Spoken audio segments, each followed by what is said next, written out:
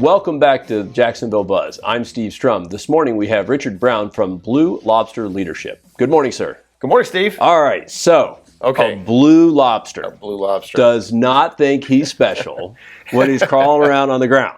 And you have a company that's not seafood. Not seafood. We've never heard of the BLUE Lobster restaurant that talks a little bit about extraordinarily wonderful leaders that do not realize that they're a blue lobster. Tell us about who you are and what you do. Okay. That's fantastic. Okay. Well, again, Richard Brown. My friends call me Rick, so feel free. And the point of BLUE Lobster Leadership is we're a leadership development team, a firm. That is a $366 billion a year industry. In this country, it's $166 billion. I was just reading an article last night from Forbes magazine, from McKinsey and Company. They're consultants that talk about C-suite guys and train them and everything else. And they basically say that leadership development really doesn't work too well. This is a multi-billion-dollar industry, and these are the upper level saying it's not particularly effective. Why not? I think it's because they set the bar too low. BLUE Lobster Leadership is a different beast, if you will. Now, the best I can tell you is an example of what I've seen before in some of my peers. You can find them all over the place. They come into town, they rent a conference room, they advertise for 3 hours, we're going to teach you how to be an effective manager. Yep. They sit your butt in a straight back chair and they lecture to you for 3 hours, 180 minutes. When it's over, they leave, they let you buy one of their books, and there you are. Good luck. You're a good leader. You're good to go. You got 3 hours of training and a playbook. That's right. And if you've really paid attention and they've been really entertaining, you're going to walk out of there retaining maybe 10 minutes out of the 180. That's just the way the numbers fit. That's not enough. And what we do it completely differently. But our goal here is not to just train people to be effective leaders, because leading is such an incredible honor. There are so many tremendous rewards when somebody comes up and says, I can't tell you how much I appreciate what you've done for me over the past couple of years. The people we lead deserve better than effective. They deserve inspirational. They deserve heroic leadership. I guarantee you that each one of your viewers has someone in their life that was a BLUE Lobster leader. I know you do. Somebody who inspired you. Not only inspired you, but occasionally put maybe a size 10 in your posterior to drive you to be even better. And I bet you could tell me about it for about 20 minutes, but we don't have enough time for that. You know what? I do understand pulling a rabbit out of a hat. It may not be a rabbit, and it might not have been in a hat. But yes, it was a size 12. There you go. But yes, sir. So it's a very interesting dynamic when you talk about leadership, especially in today's era. Not only do we have, 10,000 people a day exiting the workforce, with the largest workforce behind my generation coming in to replace those workers. They have 30, 40 years of knowledge over here in leadership. And then there's a whole group of folks that, in some cases, when something as significant as the terrorist attack happened, they may not have even been born. Or very, very young. And so now we throw in a little bit of COVID, where we had 2 years of a very unique environment where the social interaction was via computer screen at best. What are some of the things that your firm are doing to try to help train and retain that information in order for somebody to really be that transformational leader that some firms may need, and sometimes they don't even know they need it? Right. You're speaking my language, because it's exactly what I've done this for 20 years.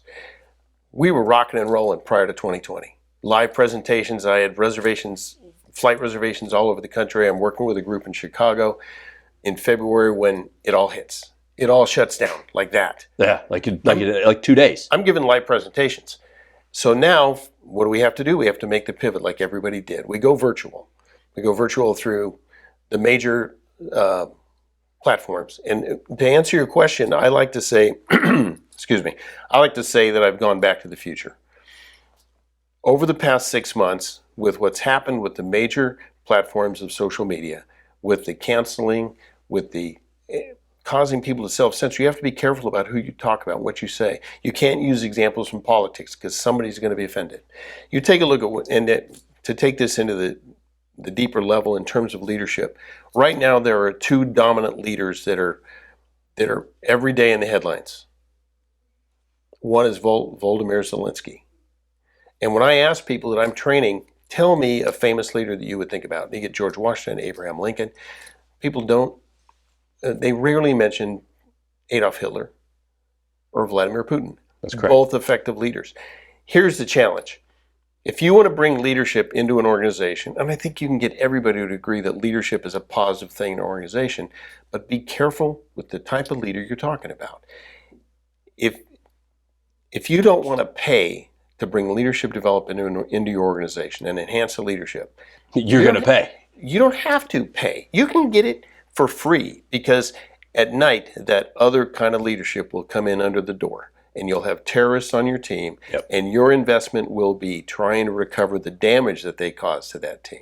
And so that's the old adage of the ounce of prevention is worth the pound of the cure. Yes, sir. There are so many things that we can develop in this thing, and I'd love to have you to come back and maybe do a leadership session or a segment of that. Be happy to do it. But for the moment, as we're just trying to introduce this as we start to recover, if people want to find out more about who you are, or your firm, your difference, how do they connect with you? What's the best way for them to connect? To connect with me, I would like to. I had a great website. I have a great website right now. I had a great website. The old website was just several pages of all sorts of great stuff.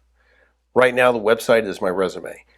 Go to pre-leadership.com, pre-leadership.com. You'll see my resume. If that catches your attention, email me, call me, let's talk about it. One of the reasons that leadership development is not working with a lot of these major corporations, according to the McKinsey Company, is that it's cookie cutter. We come in with the program to present it to your company. We don't look at company culture. We don't look at a lot of different things. I can't tell you exactly what I'm going to do for that company, because I need to hear from you what you need. We totally customize it to what you're trying to accomplish. Are you trying to train new leaders, or are you trying to improve the people you have? So let's talk about it. Come to my website, email me, call me, we'll get together. I've got a great presentation called The Dirty Little Secrets of Leadership. It's about 45 minutes. I'll give it to anybody. I like to talk.